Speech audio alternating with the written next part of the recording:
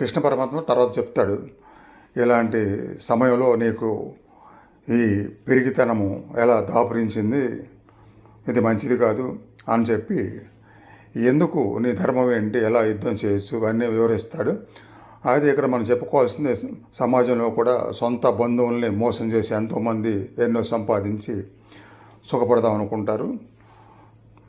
అలా సుఖపడేటప్పుడు వాళ్ళకి కనుక ఎలాంటి పశ్చాత్తాపం లేకపోతే ఇప్పుడు బాగా హాయిగా మనం సుఖపడుతున్నాం, అనుభవిస్తున్నాం అనుకుంటారు. కానీ భగవద్గీత ప్రకారమే వాళ్ళకి కర్మఫలం అనేది వెంటాడి వెంటాడి మరు జన్మలో అయినా సరే అనేక శిక్షలు అనుభవించేట్టుగా చేస్తుంది. అప్పుడు అనుకుంటారు, నేను ఎవరికి, నాకు తెలిసి నేను పుట్టిన దగ్గర నుంచి అన్యాయం చేయలేదు, ఒక అబద్ధం కూడా ఆడలేదు, నా బతికేది నేను బతుకుతున్నాను, ఎందుకు నాకు ఎన్ని కష్టాలు, దేవుడికి జాలి లేదా, ఇవన్నీ చెప్పుకుంటారు. మనం ఇవి చూస్తూనే ఉంటాము. ఆ విధంగా వాళ్ళ కర్మఫలం అనుభవించాల్సి వస్తుంది.